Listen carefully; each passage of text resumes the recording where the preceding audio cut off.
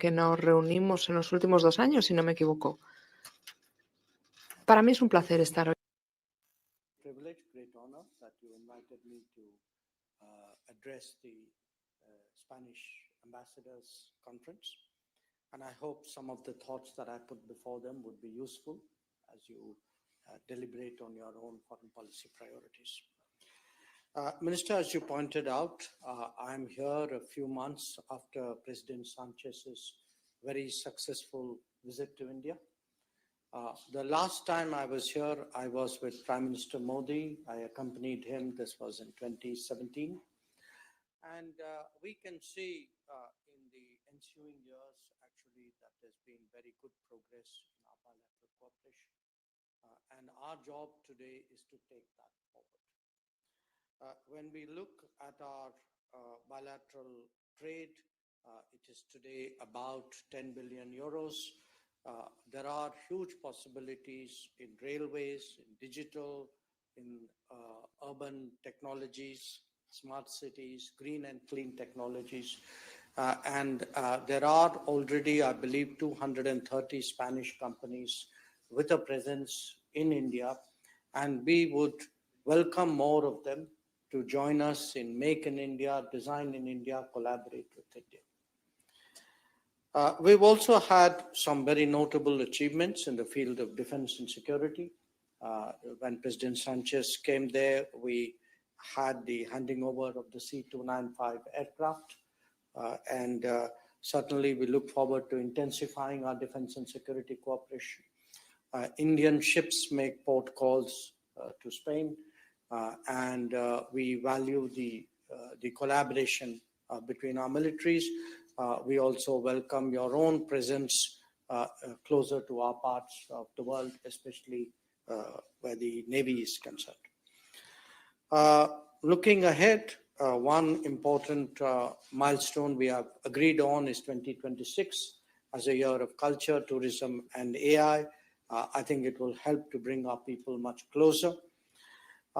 Another area which I hope to discuss with you is the flow of talent between our countries, because the era of AI will call really for greater mobility of skilled professionals.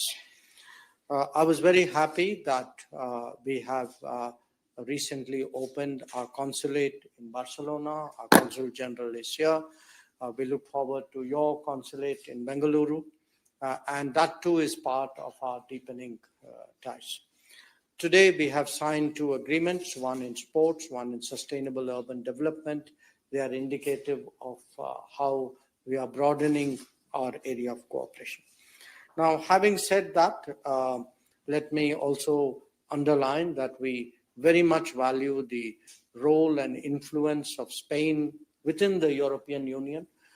We are striving for a closer partnership with the EU.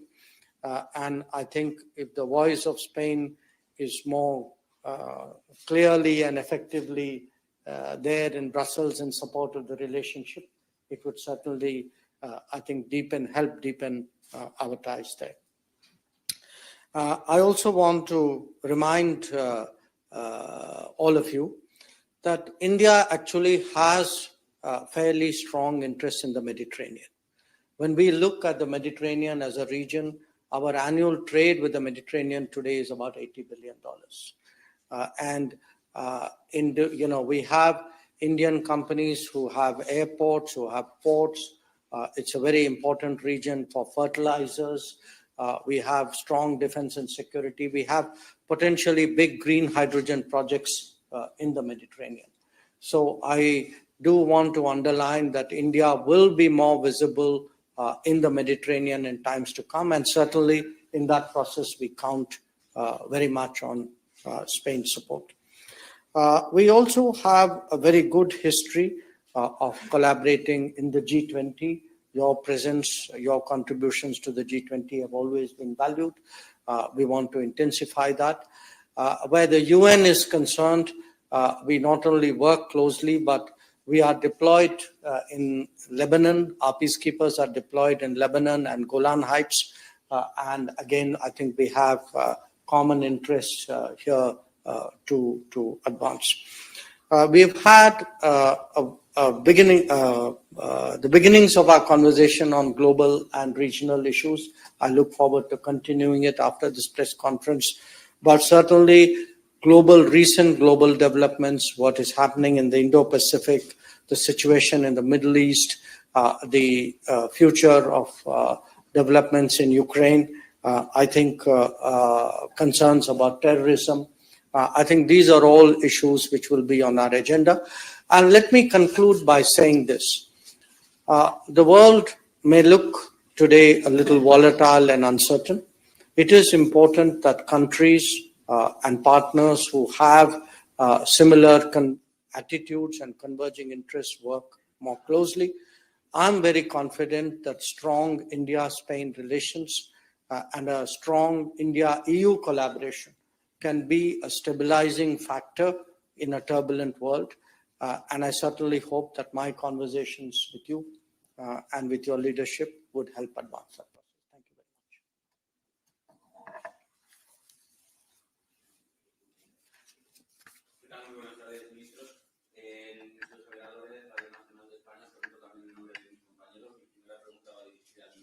much. In the Foreign Minister of India, how do you see from the biggest democracy in the world the arrival of Donald Trump to the White House? And for Minister Alvarez, also connected to that, I'd like to ask you if on the 20th there will be some institutional representatives of this country in the inauguration of Donald Trump. And what do you think about the fact that Santiago Abascal has been invited as a guest to attend that inauguration? Thank you.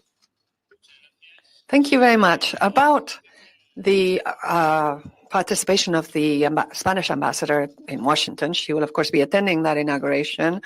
As you know, the inaugurations of American presidents do not tend to invite heads of state or government, except on a personal basis. These are more institutional invitations, but they do invite ambassadors.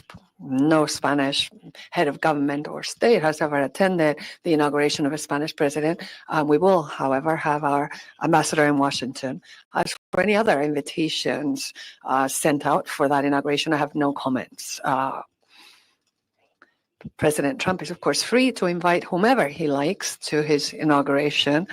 And Spain's position with respect to the extreme right-wing parties is a very clear one. It goes against European values, and we, of course, will always defend European values.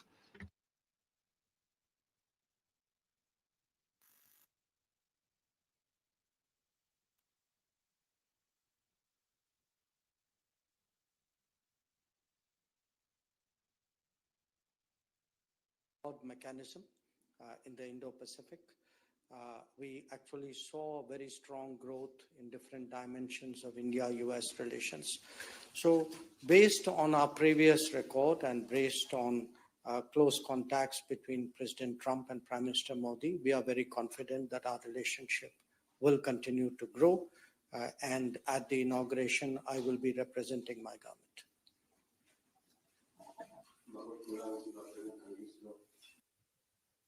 Minister. Yes, good morning, Minister.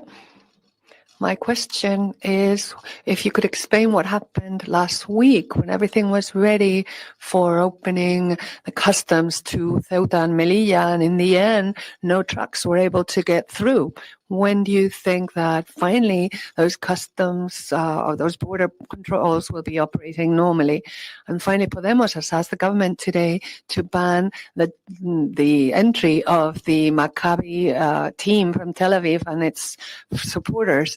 I wonder if the government is going to take any steps. Yes, as for the first question, both countries did think that last January 8th might be the first official crossing. There have been several tests before that which worked well, but it seems there's still some work to be done on the part of both sides with regards to those customs procedures that we can overcome any technical issues.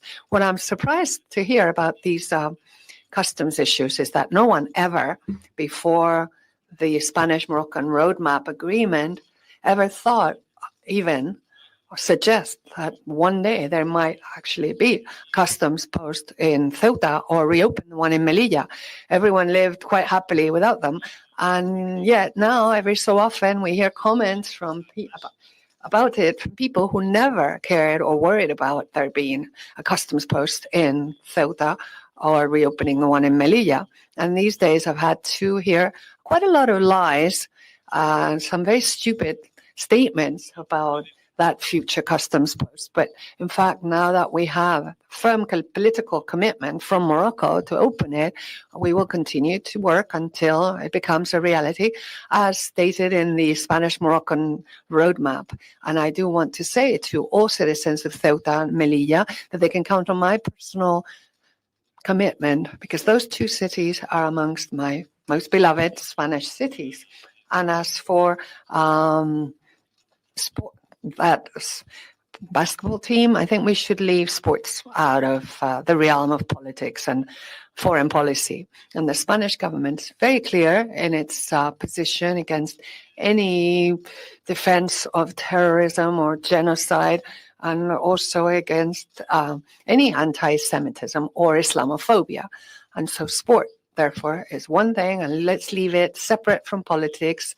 And when there are behaviors which, of course, are to be sanctioned, we will be very firm in that respect as well. Thank you.